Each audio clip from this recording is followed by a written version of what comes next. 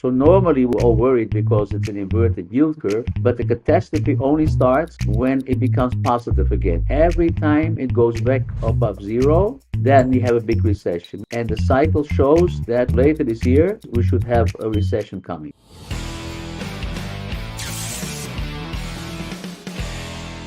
Hello again, everyone, and welcome to another edition of Silver Bullion Television SBTV. I'm your host, Patrick Vierra.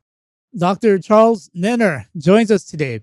Dr. Nenner was named one of the legendary technical analysts by Forbes, and his unique system based on cycles was successfully used by Goldman Sachs for several years. Dr. Nenner joined Goldman Sachs in New York and London, where he served as head of market timing on Goldman's proprietary trading desk before opening his research firm in 2001, the Charles Nenner Research Center, where Dr. Nenner is the founder and CEO.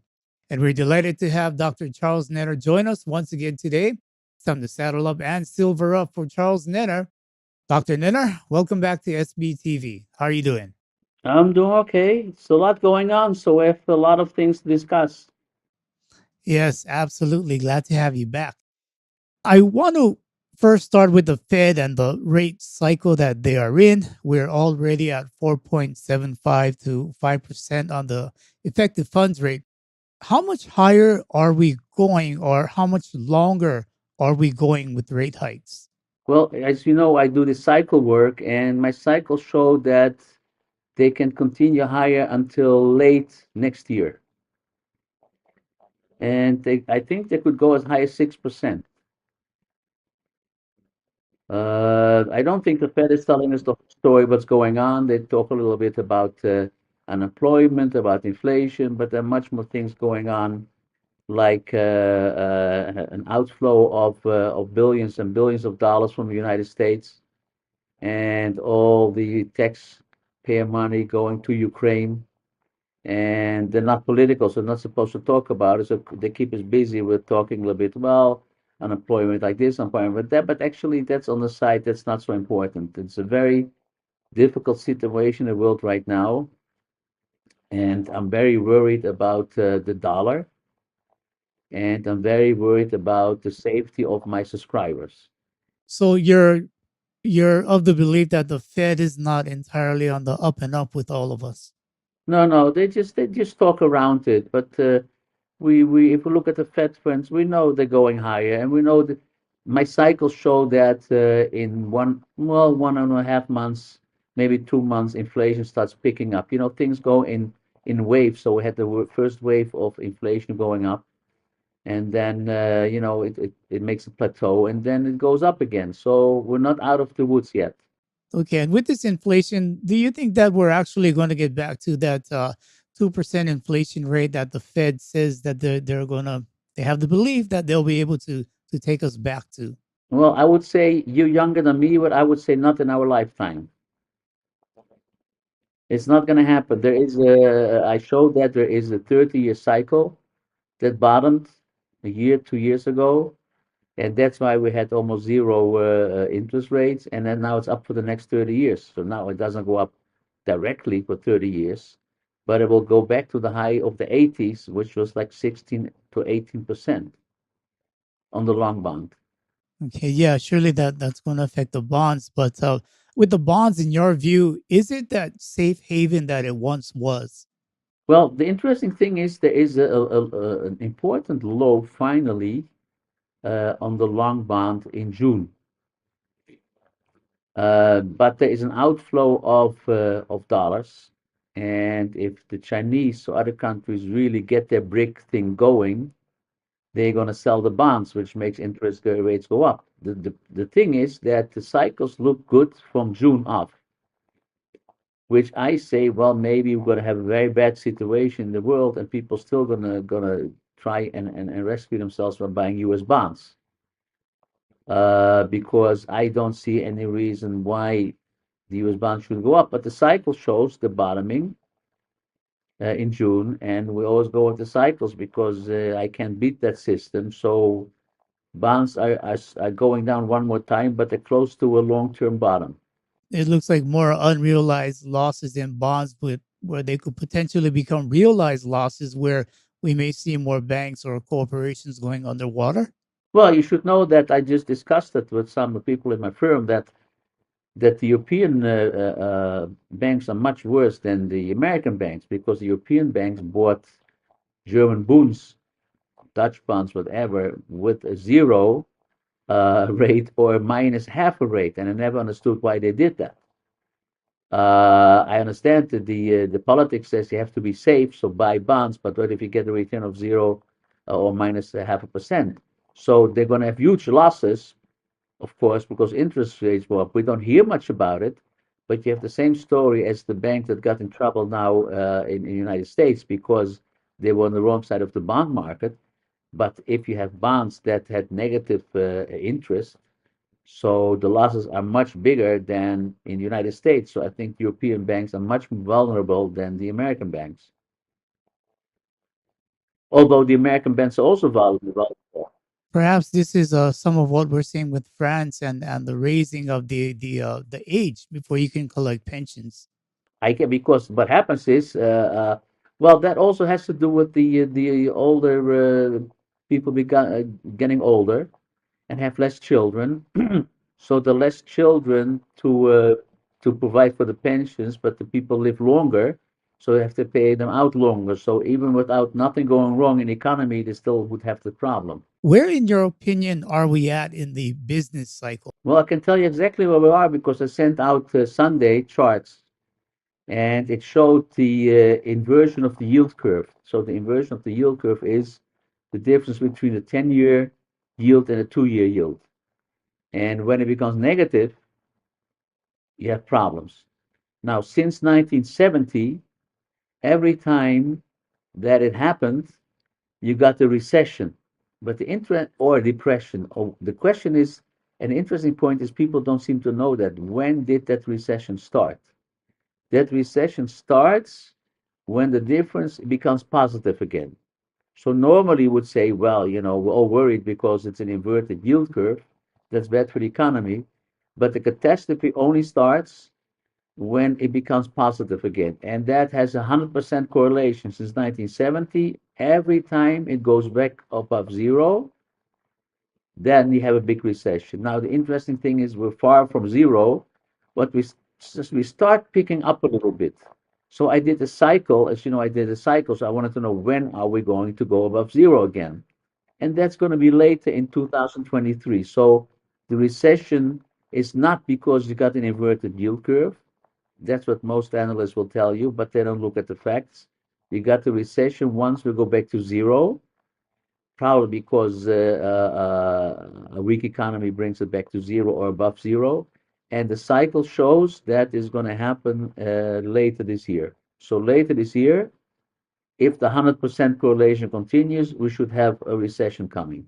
Okay, so I guess going a little bit forward, your outlook for 2024 may not be a very happy one.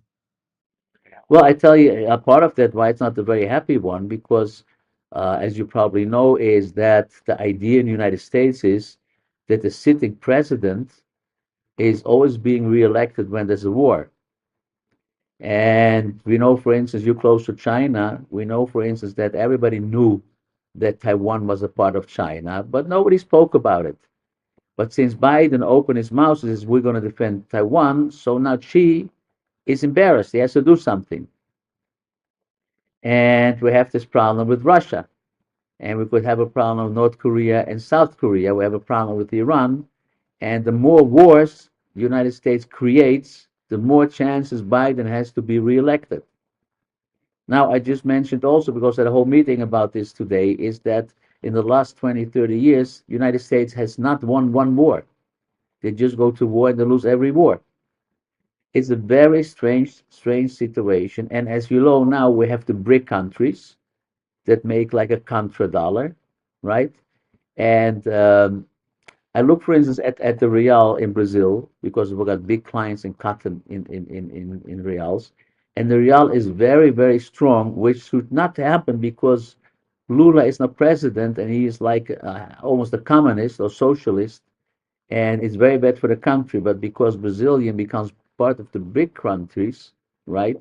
and even the woman who was once president in Brazil is now the head of the BRIC bank. So that's why the Brazilian real is very strong. So there's a lot going on, and it all looks very bad for the United States. It looks very bad for the dollar, and it starts to be a war economy. That's the only thing that keeps the United States economy going because it's a war economy, and they hope that if there's going to be an agreement once, then they can bring in, like they did after the Second World War, they can bring in their corporations, and they will make billions because they're going to rebuild Ukraine. So we've been manipulated on all sides, and I tell the politicians that I speak to in Europe, don't run after the United States because you have no idea what you're doing. So I just a long answer of what I think about 2024. I'm more worried about a big war explosion, also based on the fact maybe you know that I do war cycles, and I said this nothing's going to happen till the second half of 23. Well, not much is going to happen. It's the same status quo as before between Ukraine and Russia, but soon another cycle is going to pick up, and it's going to be big trouble. If you're enjoying this interview with Dr. Charles Nenner and I, please consider subscribing to our YouTube channel. And if you would like to learn more about systemic wealth protection, please do visit us at www.silverbullion.com.sg.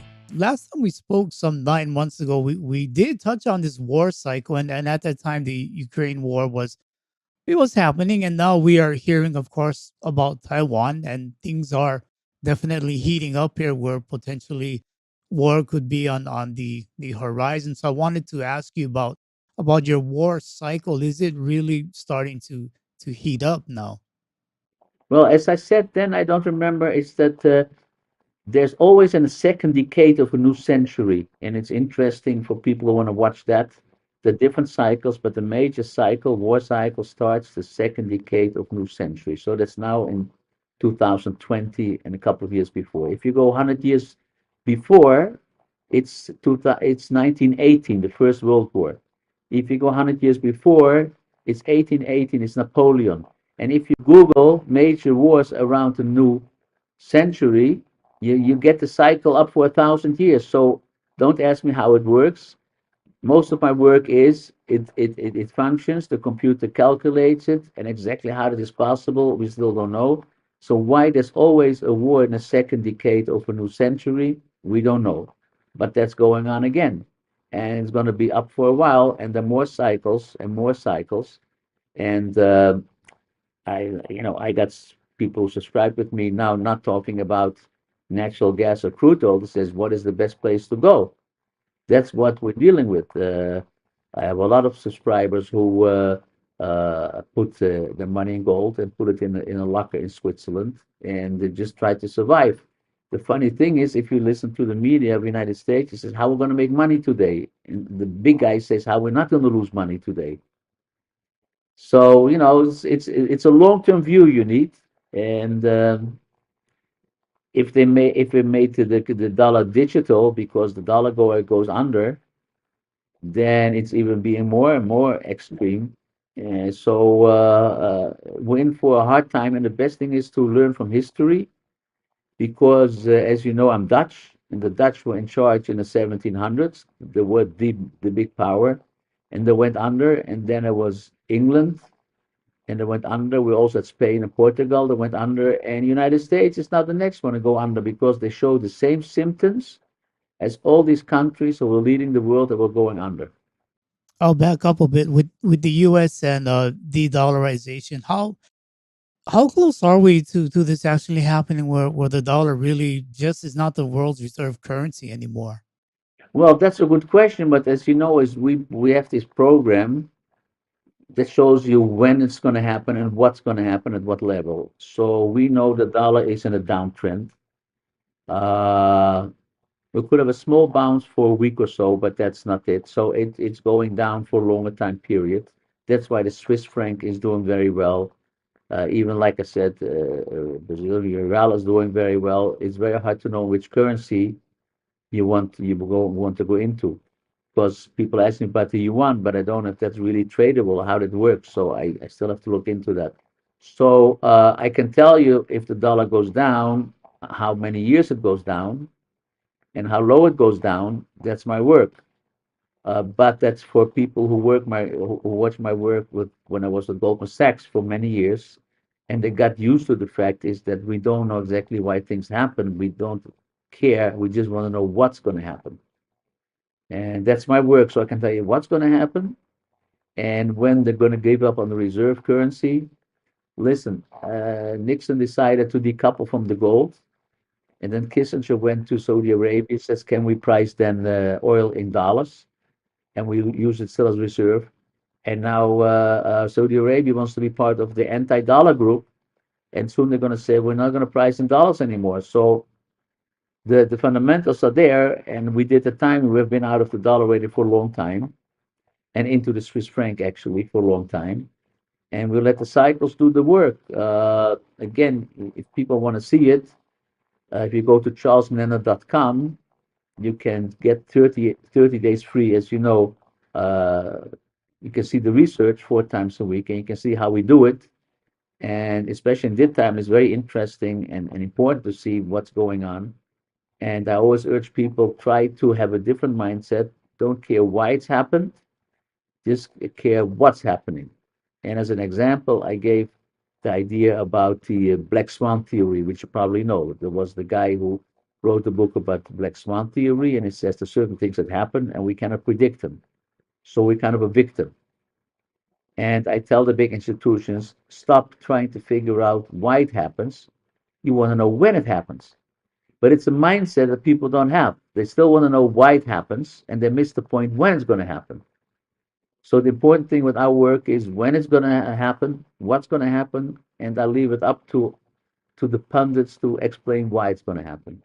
So when it happens, this anti US. Started already. It started already. It started already. We're in the middle of I would say we're in the middle of World War III without knowing it because we got on one side, I would say we got Iran, North Korea, China, and Russia against the West. Now the West is not much because even Germany almost doesn't have an army anymore, so it's only United States. But United States is busy deciding who's going to use which bathroom. If you use the wrong bathroom, you're out of the military. So this is what they're relying on. They have no clue what's going on at the moment. What is it going to be like really when this de-dollarization takes full effect, when oil is really no longer priced in US dollars, and even US allies perhaps start to move away from the dollar? Well, short term, you can have a bounce, excuse me, in the equity markets because they say, oh, we're going to export a lot because the dollar is low. But this is that's a fool's rally. The best thing is to watch. For instance, we did very well with. We talked about that the bull market in gold and silver is going to continue, and we timed that. We took profit a couple of days ago because the cycle is down. The best thing is to watch when the cycle goes up and really invest something in the gold and silver, in what way soever. And be careful with stocks still because it's not as good as it seems. Dr. Nenner, the volatility that we're seeing with gold and silver right now, is this all part of the dollar losing favor? Well, there's something called also S&P against gold ratio, and that means is you don't value the S&P in dollars but in gold. And if you follow that ratio and you follow the gold price and the cycle, then you know why things are happening the way they are. The bull market is going to continue, but the more cycles that still have to bottom. So we took profits at exactly at 2076 on August gold, and we're standing aside waiting for the next cycle to bottom. So how does that work? That works is for one reason or the other, at a certain moment, people come to realization we want to buy gold. It doesn't mean there's a news item. They just come to that realization, can be based on the news of half a year ago. They just didn't think about it. The cycle is a reflection of the mass psychology. And at a certain moment, everybody thinks, oh, maybe we should buy gold. And what the system does is it just knows in advance when that realization comes. And as long as that realization doesn't come, there could be a good reason to buy gold, but it doesn't happen. Let's just say for the average Joe who may not really know, let's say, economics all that well, but he is seeing and hearing that the gold price, the silver price has been going up. Is this a sign for even the average person who may not know economics that something really is going on that they should take some sort of shelter with? Nobody hears that after gold and silver went up. If you take a look at the announcement, let's go in gold and silver, it comes at the top. And it's partly a crooked game because the people who buy low want to sell it to the amateurs, to the people that don't know. So now they go to the media and they say, oh, buy gold and silver, gold and silver. So now every small investor buys gold and silver and they sell it. It's always the other way around. And I tried for years to explain it to people. Yeah, they have an incentive to say what they say. Don't listen to them. It's exactly the other way around. If you listen to the media, it says, is this a buying opportunity? Did you ever hear somebody say, is it a selling opportunity? Never. Because because the people that they bring in have hedge funds, have companies, are brokerage firms, and they want you to buy. Otherwise, they don't make money. So it's always a buying opportunity. And it's very hard to explain to people who are not knowledgeable that they forcibly want you to be on the wrong side. So when they say it's time to buy gold and silver, they did already. With this volatility that we're seeing, do you see cycles for gold and silver? Perhaps one of these cycles being new all-time highs for both metals. Yes, they make all times highs, but it's going to take a couple of years. The longer term cycle is up till 2027. But so now I have to say a caveat because what happens is, and I don't want it to happen again. If people listen to me now and they don't watch my research for a couple of weeks, they say, "Well, gold is at 2050. Let me buy it longer term."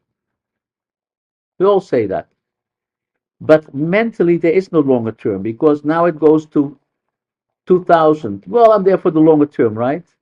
It goes to 1900. At 1800, everybody's in a crisis and there's no longer term anymore. They all sell with a big loss. And at that moment, cycles bottom and it starts going up, but now everybody's too afraid to buy it. So that's I'm always careful if I say something is going up longer term, because you say I'm there longer term, but if you lose enough, you're going to give up on longer term and you're going to take your losses. So this thing has to be timed in order not, to do the right thing. With gold and silver, do you think it has any chance of being some sort of a backing or have a monetary role to play in the future? Well, I calculated, if they ever want to go back to the gold standard, gold right now should be about $30,000. And again, I hesitate because people might gamble. It's going to happen. It's not going to happen. Uh, the main thing in having a nice rate return is doing the right thing most of the time. And in order to do the right thing, you have to know how to make definition of, like you said, Netflix. How does a person how to buy Netflix or not? I ask people, how do you make the decision? Well, you listen to somebody on the radio, on the television. Netflix had a good number. Well, the insiders knew that already before, so they're going to sell. And you're going to be stuck with Netflix. So it's such a crooked game. Now we, as a research firm, I don't care if the market goes up and down because we don't make more money. We don't sell you any stocks, so we can be honest. But brokerage firms, they only make money if they get you into the market. So they're not going to tell you stay out of the market because then they have to fire people, bonuses go down, and they have to close the business. The people really should understand what's going on. So let's say people who are watching this or maybe people who are subscribers of yours, what in your view is the most important attribute of gold that it offers? I mean, is it a hedge, or is it a sort of an insurance, or is it because it's a liquid neutral reserve asset that most central banks will want to carry? Well, first of all, most central banks are accumulating gold. And as you maybe know, a couple of years ago, the country Western Europe asked back the gold from the United States. It was stored in the United States. They don't even trust the United States with the gold. Now, Mr. Buffett, who's above everybody, says gold is nothing. It's like a hole in the ground, and that's it. So there are very insiders again that will look at the cycle of the S&P price in gold, and then they know if gold is cheap or gold is not cheap. But that's only for investors who are really knowledgeable. So there are a lot of reasons why gold goes up or not, which is beyond the scope of people who are not professionals. You cannot know that. And again, if you listen to the people who say buy it, it's always after it goes up. There's very few people who hit it at the bottom. So you have to look at the cycles. And when our cycles say now you buy it, even the system says at what price you buy it and how high it goes, then you have a system. And why it goes up, I can't take responsibility for that. There could be many reasons. Okay, so gold and silver right now, especially with what's going on and heading into 2024, it's something that we should take a look at. Probably within 30 days, you find the low again, and it's at 30 days you get the research for free. And even if you don't like the research, at least you know how the professionals approach markets in a way that you have could dream of because nobody ever told you. Okay, Dr. Charles Nenner, before we wrap up, can you tell us about Charles Nenner Research Center? Well, I hope I don't get people depressed. So Charles Nenner Research Center was built on the programs I did for Goldman Sachs. We invested the own money of Goldman Sachs with it until Obama said in the crisis of 2007, it's too dangerous. We were making like 45% on billions and billions of dollars, but okay, so we closed down. And then we started with some partners because a lot of partners left. Charles Nenner Research Center, and they started the hedge funds, and I'm the only one, the only owner of Charles Nenner Research Center. And it continues with the system that I did build, which gives you the timing and the price. So it proves that things don't move at random. We can tell you in advance. Give you an example. When they asked me, is Russia going into Ukraine?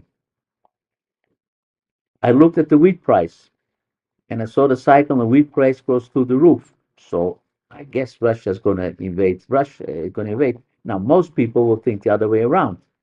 Russia is going to invade Ukraine, and that's why the wheat price goes up. But what if you know the wheat price goes up? You know that Russia is going to invade Ukraine. So you have to think the other way around. So the systems tells you when things are going to happen and at what level it's going to happen. Tells you what level it's going to top and at what price target it's going to top. So now you have a system. You don't have to listen to anybody on television. You don't have to follow the news. Don't read the newspapers. It's a mathematical system that has been proven for the last 30 years and that all big investors follow. And even if you don't want to subscribe, take a look for free for 30 days.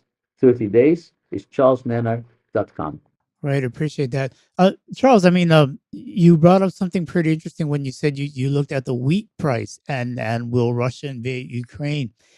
I want to stretch it a little bit and ask you about oil. What are your cycles saying about oil? Well, oil is going, it takes a while, but it will go much higher, which is interesting because let's make it political again. Is Russia continue the war or not? Well, it depends on the oil price, right? Because Mr. Putin has to finance his army. So if the oil price will go down to 20 as a problem, it goes to 120, he can continue. So all these things come together. You have to combine politics and war cycles with what happens in the financial markets. I looked at, before the invasion, I looked at some Russian stocks on Wall Street that haven't been traded since then, and they showed me they're going to zero before the invasion. Now that's amazing. How did the computer know that? Don't ask me. I don't know. I'm just happy the computer knows that. I give you one last example of how it works. Let's say you own IBM, and IBM is $100, and IBM goes to $150. You made a nice profit, right? Now IBM comes out tomorrow with a great number. What is IBM going to do? Well, it can go up and go down. Well, you probably will say it goes up. If it goes up, the Wall Street Journal will write IBM has great numbers, so people poured in to buy IBM. But now the cycle shows IBM has to come down, so we have a problem because IBM has great numbers, but the stock has still come down. It goes down, and what does the Wall Street Journal say? Investors don't think IBM can do better next year, so they took profit. Which means is that even if you know the facts, you don't know what the stock is going to do. And that's what we explain on our website, how to approach these things. So you don't know the facts, but even if you don't know the facts, you don't know what the interpretation of the facts are.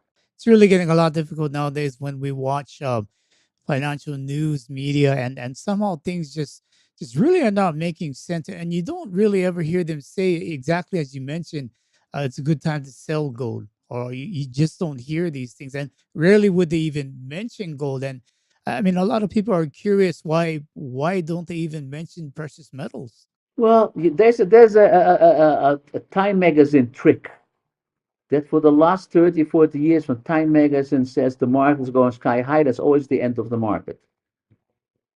And not always on purpose. People just don't pay attention. They pay attention after gold goes up a couple of $100. Oh, let's watch gold. But then it's too late. And then the insider says, hey, now we have a market. We have some public that buys gold because otherwise they cannot sell the gold. Somebody has to take it out of their hands. I tried to explain that when we went to zero stocks in end of 2000, what was it, 21, I think. I tried to explain that people who bought in 2007, 2008, when the world seemed to go under, knew something. They were not idiots. And those are the people who are selling now. But the people at 2007 sold and they're buying now. So it's always the insiders against the small investor. So as long as the investor doesn't look, the small investor really has to study how it's being done. Like I says, I like to help them for free for 30 days. And then you see that they all make fools of you if you listen to the media or to the. Have you ever seen? I think Mr. Buffett said that. He says, I've never seen a journalist who's a billionaire. But the journalist is the one who writes it, but he hardly makes a living. Don't take this personally, okay? I mean, the writing press, right? The Wall Street Journal says, okay, but those are not the richest people. But everybody says, oh, the Wall Street Journal says so, it's going to happen. No way. Dr. Charles Nenner, we appreciate the time you've given. I hope we can do this again soon, and let's pray for some peace and that the war cycle doesn't come and hit us too hard. Yeah, what can you do? They say if there's a cycle, what can you do? So say the cycle says there's a winter and a summer and a winter.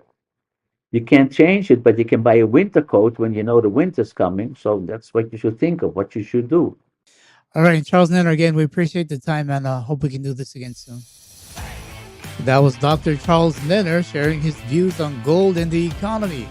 To learn more of Dr. Nenner's views, please visit his website, charlesnenner.com. If you like this interview, please do subscribe, share, and give us a thumbs up. All are greatly appreciated. Audio-only versions of this interview can be found on iTunes and Spotify.